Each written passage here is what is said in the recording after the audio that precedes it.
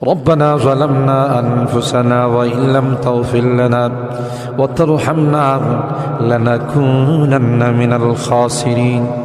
ربنا فاغفر لنا ذنوبنا وكفر عنا سيئاتنا وتوفنا مع الأبرار رب ارحمهما كما ربياني صغيرا رب ارحمهما كما ربياني صغيرا রব্বুল আলামিন আল্লাহ কোন কোন শীতের মধ্যে ঐতিহাসিক খোলাপাড়াবাসীর উদ্যোগে আল্লাহ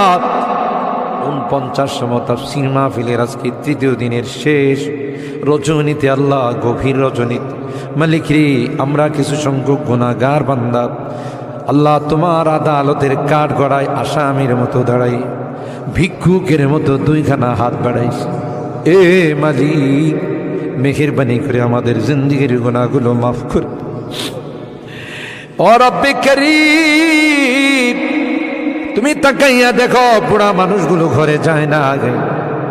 মা বোনরাও ঘরে যায় না আমার কলিজার টুকরা সন্তান যুবকরাও ঘরে যায় কাঙ্গালের মতো হাত বাড়াইছি এ মালিক তাওবা করতেছি আর জীবনে কোনো গুনাহ করব না আর জীবনে কোনো নাফরমানি করব আল্লাহ ওয়াদা করলাম আর জীবনে কোনোদিন নামাজ ছাড়ব না আর জীবনে কোনোদিন বেপরদায় চলবো না ইয়া আল্লাহ মেহেরবানি করে আমাদের তাওবাগুলোকে কবুল করে নাও ইয়া আরহামার রাহিমিন ইয়া আকরামাল আকরামিন আল্লাহ মনে চাইছে বিছনায় আরাম করার জন্য না না না আরামের ঘুমকে হারাম করে শীতকে উপেক্ষা করে শুধুমাত্র কেবলমাত্র আল্লাহ তোমার কাছে তাওবা করার জন্য বসে রইলাম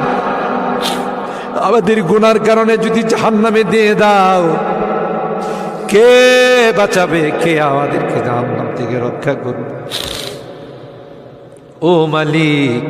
কিয়ামতের কঠিন ময়দানে আমাদেরকে তুমি গুনাহগার বলে ডাক দিও না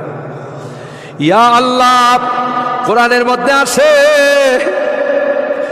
জাহান্নামীরা জাহান্নামের আযাব সহ্য করতে না পাইরা